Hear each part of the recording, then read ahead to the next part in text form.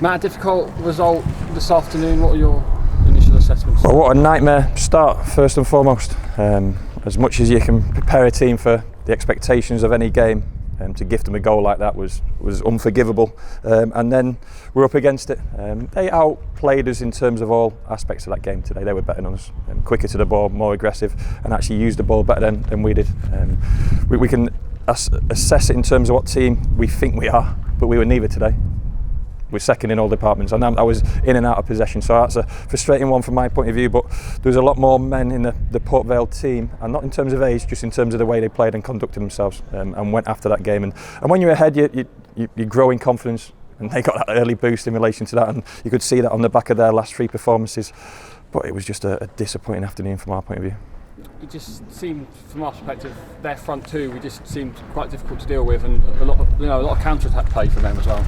Yeah, well, they got a lot of the ball because we didn't use the ball. That was a small part of the game, Craig. The amount of bouncing balls in the middle of that pitch, all around the pitch. We came out second best. I can't hide that fact. And whether you talk about their experience or their League Two know-how, okay, then when we win it back, and we did get moments on the ball, we didn't use it well enough. We can say it was a dry, bobbly pitch, but these are excuses. If we want to be successful in League Two type football, we've got to win games of football, or at least give ourselves a chance. But the start is an absolute killer.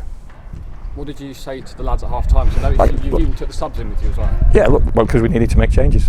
I made a change early on to keep us in the game. I had to make a change at half time because Alex Hartridge picked up an injury. So, we were chasing the game. We know we need to pick up points. 1 point isn't going to be enough. We need to win games of football. You need to get hold of the ball. But no effect we had in terms of the substitutions really changed that. We matched them up to give the team a little bit more simplicity in terms of the position on pitch. Just go up against your man and be first, and we couldn't quite do that. The only plus side today is Randall Williams got more minutes.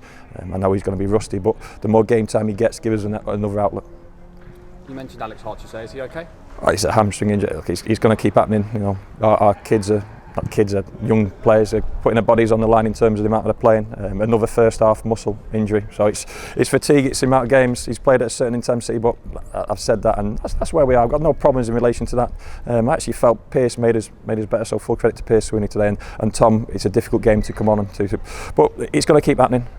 We've seen it with Josh Key picking up injuries, Joel Randall obviously the obvious injuries, and now Alex. It takes its toll, and we've not quite got the enough quality and depth to really affect it. And Alex Hartridge, after the goal, he seemed to pick himself up and didn't get to him too much. Yeah, but you're 1-0 down. You're 1-0 down, and Alex will take some responsibility. Nigel and Josh will take some responsibility. Football's a simple game. If it's a bouncing bomb like it probably was in terms of that pass, just try and put your foot through the ball instead of trying to control it. But he's been excellent for us in terms of the last 5 or 6 games, so I don't want to criticise Alex too much, and he's got to get himself right. More than likely he won't be available for Monday, so Tom's going to have to come in and play well. But we looked a little bit off it today, and then you're looking at changes you can make in relation to Monday. Randall Williams as well, obviously played a lot more than he did in the last game. Is he in contention possibly to start on Monday? It's too soon in terms of starting. He's not trained enough. You can count on one hand how many proper sessions he's had in relation to training, so I'd probably put it on too soon today. But we had to try something. Let's be honest, the game was just drifting away from us, so we had to try something. I don't want to put him at risk.